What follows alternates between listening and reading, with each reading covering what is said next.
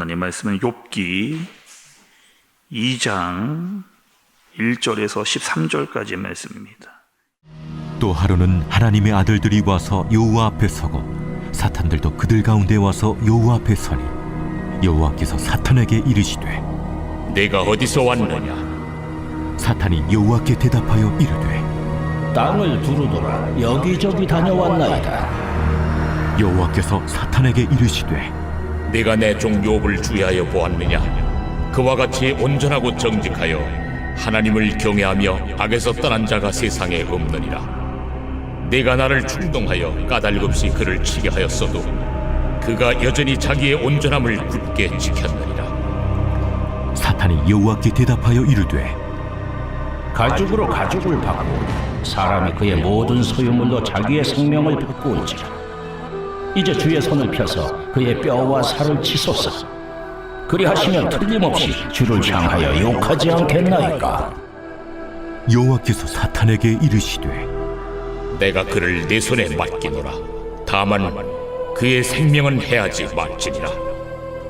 사탄이 이에 여호와 앞에서 물러가서 욥을 쳐서 그의 발바닥에서 정수리까지 종기가 나게 한지라. 욥이 제 가운데 앉아서 질그릇 조각을 가져다가 몸을 긁고 있더니 그의 아내가 그에게 이르되 당신이 그래도 자기의 온전함을 굳게 지키느냐? 하나님을 욕하고 죽어라. 그대의 말이 한 어리석은 여자의 말 같도다. 우리가 하나님께 복을 받았은즉 화도 받지 아니하겠느냐. 하고 이 모든 일에 욥이 입술로 범죄하지 아니하니라. 그때 욥의 친구 세 사람이 이 모든 재앙이 그에게 내렸다 함을 듣고 각각 자기 지역에서부터 이르렀으니 곧 대만 사람 엘리바스와 수아 사람 빌닷과 나아마 사람 소발이라. 그들이 욥을 위문하고 위로하려 하여 서로 약속하고 오더니 눈을 들어 멀리 보매 그가 욥인 줄 알기 어렵게 되었으므로 그들이 일제히 소리질러 울며 각각 자기의 겉옷을 찢고 하늘을 향하여 티끌을 날려 자기 머리에 뿌리 밤낮 7일 동안 그와 함께 땅에 앉았으나 욥의 고통이 심함을 보므로 그에게 한마디도 말하는 자가 없었더라. 아멘. 여러분, 성경에 보면 그 사탄의 존재가 있잖아요. 귀신이라고 하는 존재도 성경에 보면 나오게 됩니다. 그리고 사탄과 귀신이 제일 잘하는 게 있거든요. 그럼 뭘 제일 잘할까요, 여러분? 그 존재가 제일 잘하는 것은 하나님과 우리의 관계를 깨는 겁니다. 다시요. 사탄과 귀신이 가장 잘하고 좋아하는 것은 하나님과 우리의 관계를 깨는 겁니다. 하나님으로부터 멀리, 계속해서 멀어지도록 어떻게 해서든지 수단과 방법을 가리지 않고 그렇게 하는 거죠. 지금 여러분, 우리가 욥기를 시작하면서 욥기 1장에서 욥이 엄청난 고난을 당했습니다. 그리고 욥은 지금 이 고통이, 고난이 왜 나에게 왔는지를 모르고 있는 그런 상황이거든요. 나에게 왜 이런 엄청난 고통이 나에게 왔는가. 그리고 사탄은 지금 욥이 그 고민하는 그 틈을 파고들고 있는 겁니다. 보통 여러분, 사람이 고난을 당하나 어려움 당할 때 여러분, 우리도 한 번쯤 이런 생각하거든요. 욥과 같은 생각을 합니다. 우리에게 감당하기 어려운 고통과 고난이 나에게 찾아오게 될 때 우리 이런 고민을 하잖아요. 하나님이 나에게 왜 이러시는가? 아니, 하나님이 나에게 왜 이러시는가? 하나님이 어떻게 나에게 이렇게 하실 수가 있는가? 진짜 하나님이 계신 거 맞습니까?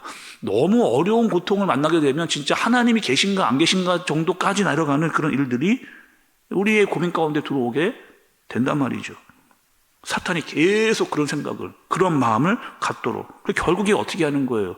처음에는 하나님께서 나에게 왜 이러시는가로 시작했다가 그 고민이 나중에는 하나님이 계시는가 안 계시는가까지 만들어 버리는, 그리고 완전히 하나님을 떠나버리는 데까지 집요하게 물어 늘어지는 일들을 사탄과 귀신이 하게 되는 거죠. 그리고 그 사람이 하나님을 완전히 떠나가면 손뼉을 치며 좋아하는 그런 존재인 겁니다.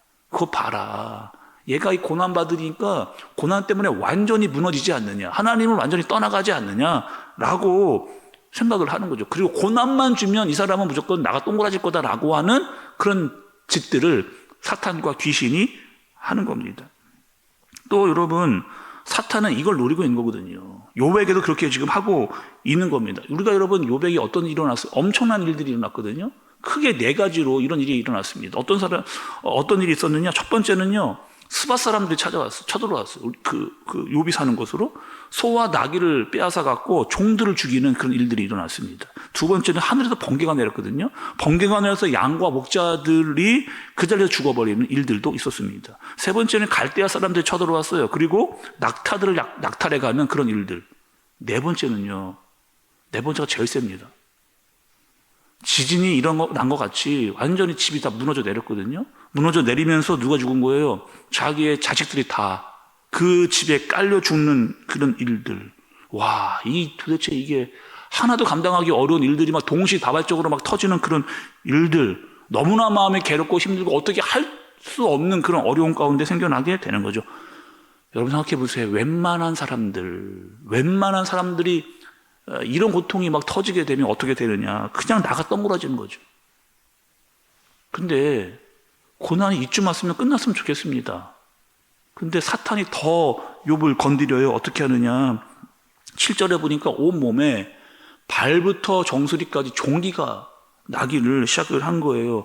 온몸이 가렵기를 시작합니다. 처음에는 손으로 긁었거든요. 손으로 긁는 거는 감당이 안 돼요. 그래서 어떻게 하느냐. 질그릇을 깨가지고 그 질그릇을 온몸을 막 긁어대는 거예요. 긁어대가 피가 나고 막 딱지가 않고 막 골마 터지기 시작하면서 온몸이 터져나갈 것 같은 고통이 생겨나게 되는 겁니다.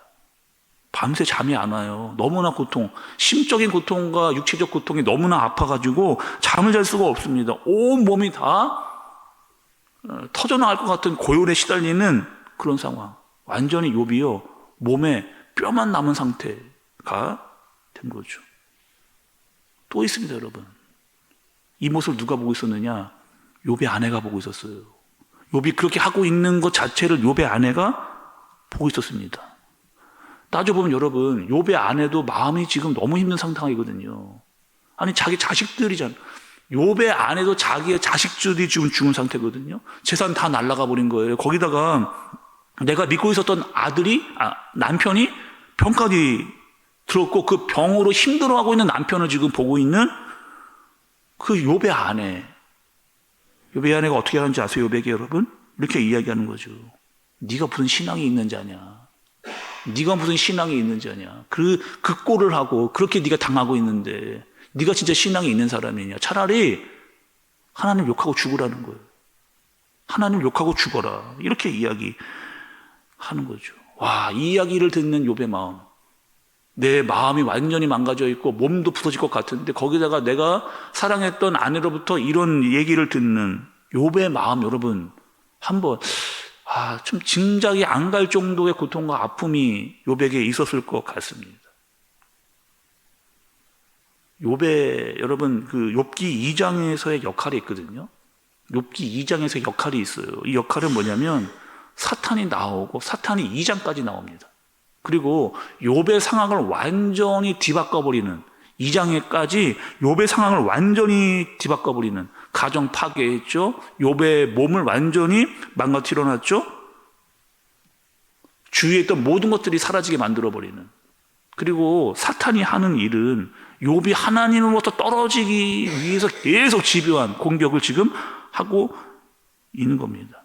그리고 이제 우리 3장을 보게 될 텐데 3장부터는 뭐 이제 다음 주기 때문에 특세가 끝난 다음에 우리가 이제 또 말씀을 보게 되겠죠. 3장부터는 어떤 내용이냐?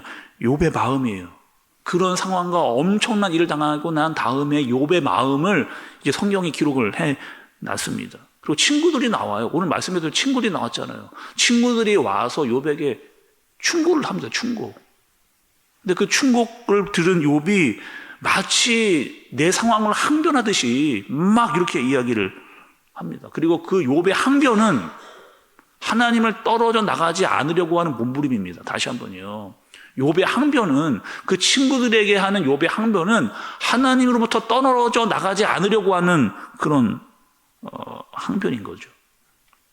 자, 다시 한번 여러분 정리를 좀 해보겠습니다. 욥기 2장에서 우리에게 주는 메시지, 1장과 같이 동일하게 이어져 오는 2장에서의 메시지는 여러분 뭐예요? 우리가 하나님을 믿는 이유입니다. 여러분, 하나님을 왜 믿으세요? 하나님이 나에게 모든 것을 계속 주시기 때문에, 물론 여러분 주시는 분이잖아요. 우리에게 일용할 양식도 주시고 우리의 상황과 환경을 지키시는 그런 하나님이시잖아요. 그런데 지금 그것만으로 하나님을 믿는다는 아닙니다. 욥의 상황을 보세요. 모든 것을 다 잃어버린 이 상황. 그런데 욥은 끝까지 하나님을 바라보려고 하는 마음을 가지고 있는 욥의 모습을 보게 여러분 되는 거죠. 말씀은 이렇게 이야기하는 거예요. 욥과 하나님의 관계, 그 관계의 중요성을 강조하고 조명하고 있는 것을 볼 수가 있습니다. 여러분은 하나님을 어떠한 존재로 믿으십니까? 하나님. 주시고 채워주시고 뭐 먹이시고 입히시고 다 맞죠. 근데 그것만을 위한 하나님으로 믿는다면 여러분, 우리는 다시 한번 성경과 욥기의 말씀을 집중해야 되는 겁니다. 물론 여러분, 주시고 채우시고 인도해 주시는 하나님 맞죠. 그러나 하나님이 더 정작 우리에게 원하시는 것은 하나님과 나와의 관계입니다. 하나님과 나와의 관계.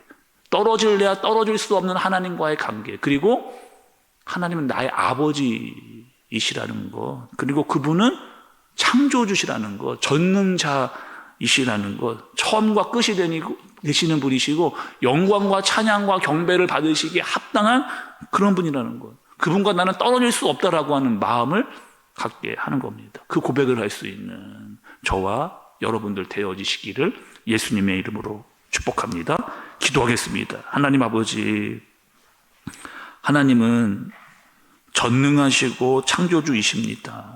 그런데 우리는 우리의 소원에만 집중하고 있습니다. 하나님은 우리에게 하나님의 영광을 선포하라고 하셨는데 우리도 말씀대로 주 뜻대로 살아갈 수 있도록 주님과 떨어지지 않고 주님과의 관계 속에 살아갈 수 있는 내가 되어지도록 주님께서 인도하여 주옵소서. 귀한 예물 하나님께 올려드립니다. 감사의 제목으로 마음을 올려드리오니 주님께서 받으시고 더 많은 감사가 삶 가운데 일어나도록 주님께서 역사하여 주옵소서. 예수님의 이름으로 기도드리옵나이다. 아멘.